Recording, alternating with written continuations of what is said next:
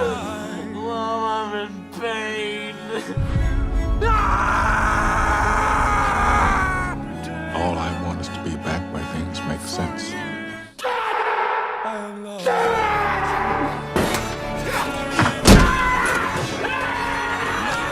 upset! Is this what you want from me?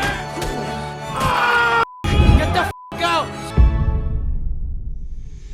What's up, guys? Boy Benny. You should really relish and savor moments when your dreams come true. You should live in that moment. We have said for years now that we wish to create the crying lib moment from election night 2016. It's been nigh on 10 years, and we've been waiting to drink these delicious tears. We even have giant salt shakers ready to capture the tears of the libs. Come into the salt shaker. Let me trap your tears so I have a piece of your soul forever. We've been wanting these tears. We've been desiring these tears for so long. And now, ladies and gentlemen, lo and behold, thanks to you and me and all of our work, we've made our dream come true, and we are going to savor it. This was Kamala Harris's election night party last night, where the tears, oh, they just flowed, and they flowed like raindrops. Raindrops that kept falling and falling and falling and falling. As the night progressed and the map started looking more and more like this, ladies and gentlemen, a electoral landslide, a total and complete repudiation, with even Gen Z backing Donald Trump in historic numbers. Pretty much everyone backing Trump in historic numbers. Look at this. The entire country shifted red. Everything. Every demographic shifted red. Black, white, Latino, men, women, everything. Joe Biden and Kamala Harris calling on Donald Trump, conceding the election. They should be apologizing and begging for mercy. That's okay. Those days will come. Kamala Harris's own family, well, her stepchildren at least, was sobbing at her concession speech just moments ago. Look at this. This was the crowd at her concession speech. We're back, baby. Oh yeah. In this speech, there were a bunch of people who were crying and wailing, all the tears, the salt. Just get into the salt shaker. We drink your tears. Guess who else was crying? Tiny dancer Tim Walz was crying as well. And to my look at him. Tim Walz and Kamala Harris's husband, the male feminists, the low testosterone, full of estrogen male feminists, were both sobbing together. Got it. There they go. Made for each other, truly. Abusive, low T monsters. Those are always the ones you got to watch out for. Man, the Kamala Harris clips from her concession speech are just great. The light of America's promise will always burn bright. Look at this. As long as we never give up, even Kamala's and crying. as long as we keep fighting. Look at the crying. Oh, it's just great, ladies and gentlemen. To my beloved Doug and our family, I love you so very much. Oh, yeah. Everyone. To President cried. Biden and Dr. Biden, thank you for your faith and support. They didn't support you. They voted for Trump. To Governor Walz and the Walz family, I know your service to our nation will continue. No service. They didn't serve anything. They served China. And to my extraordinary... Oh, they're all crying. It's so great. Guess who else was crying? Nancy Pelosi. Look at this photo. Look at When a lizard person tries to cry like a human. Is this Nancy Pelosi crying? Is this what it looks like? This is what it looks like.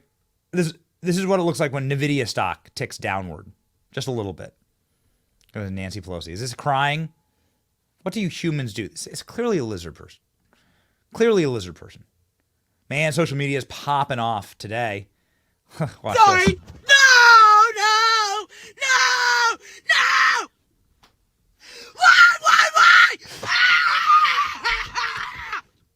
Why? Why? Do you really hate me that bad? Calm down. Like, seriously, take a pill. Like, I mean it. Like, you need to go consult a doctor. You got to consult a doctor. You have a mental illness problem, all right? And speaking of, this isn't the worst meltdown. In fact, the worst meltdown did not happen on social media. It just happened on corporate TV, where a disgraced, failed senator who lost her incumbent seat in a landslide, Clara McCaskill, just burst into tears on MSNBC. We've been waiting for this moment. Here we go. Oh, I'm so proud. I'm so proud of her. I don't think people realize how hard it is to get to where she was. As a woman, getting elected DA, it's not easy, guys. People don't trust women to be in charge of making decisions about life and death and crime and being, frankly, a supervisor in some ways over police. Her fighting through the primary thicket of California politics to become Attorney General, really hard. I mean, this is really hard stuff. For her to be selected as vice president after what I think she would tell you was a very disappointing presidential race, where I think she kind of lost her footing and was listening too much to consultants, frankly, and it didn't really exude who she was. And then to be vice president and to step into the most difficult situation in the world, where she had to be completely loyal to Joe Biden and respectful of the fact that he had chosen her, but yet maneuver in a situation, I mean, such political skill. It is just inspiring. People who don't understand what she had to do to get to this moment. Mm-hmm. And so I'm just very proud of her.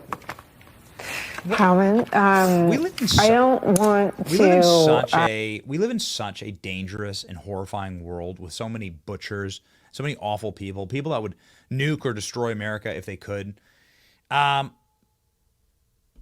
not saying there's not a place to cry. I've cried at the birth of my children, for instance. I think that the birth of your children is a permissible time for a man to cry.